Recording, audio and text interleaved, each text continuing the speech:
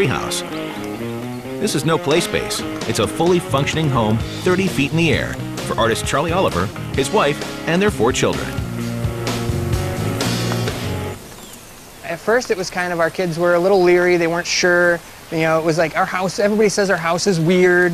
But then once their friends started coming over and realized, like, you live in a legitimate, real treehouse, like, now it's probably their favorite place that we've ever lived. The main part of the treehouse is 2 stories. The upper level contains the kids' bedrooms, where 2 bunk beds help maximize the space. On the lower level, there's a kitchen, small dining room, and bathroom. Off to one side is a living room with a sofa bed where Charlie and his wife sleep. A viewing window in the floor, made out of super strong polycarbonate Lexan, lets them see what's going on below.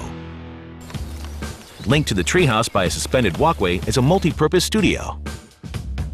This is where graphic artist Charlie and his wife, also an artist, work on their projects and help the kids with school.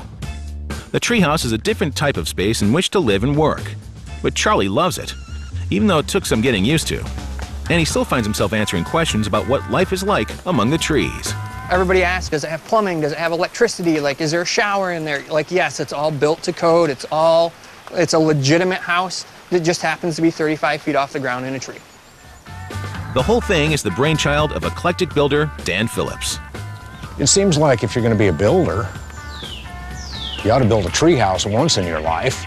Dan believes the most important thing in building a treehouse is finding the right tree. For the Olivers' home, Dan settled on a bodark or horseapple tree. It had the right combination of strength and longevity. The wood doesn't rot and termites don't eat it.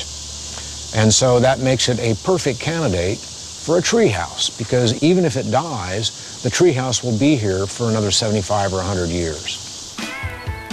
It took Dan and his team 6 months to complete the structure. He positioned the corners of the house on each of the tree's 4 main branches. 10-inch thick posts, also made of durable bodark, add support to the home from below. The walls and floors of the treehouse were made from western red cedar and crepe myrtle wood. Red cedar is light but strong and highly resistant to decay, while crepe myrtle, common in Texas, is a hard, dense wood that's easy to work with, has a lustrous finish, and is resistant to termites. Dan is a big believer in using recycled materials. The floor in the kids' rooms is made of wine corks. The shower is lined with broken tiles.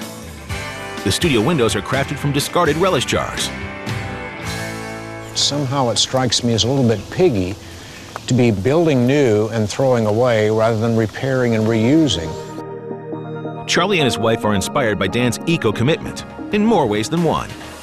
My wife and I draw inspiration from this space, the outdoor space, the space in the studio, and you'll see there's some picture frames that make up the ceiling and some different things that kind of provide lots of inspiration for us as artists. My favorite spot in the house is got to be the back deck. I get up, you know, usually about 5:30 for work in the morning, and it's nice to be able to flick the light on, make my cup of coffee, sit back there, just have some really quiet, relaxed, stress-free time. The entire Oliver family have really taken to their unique house among the branches. It's such a neat space, and you're just surrounded by nature. I mean, you know, it's like sitting in the treetop.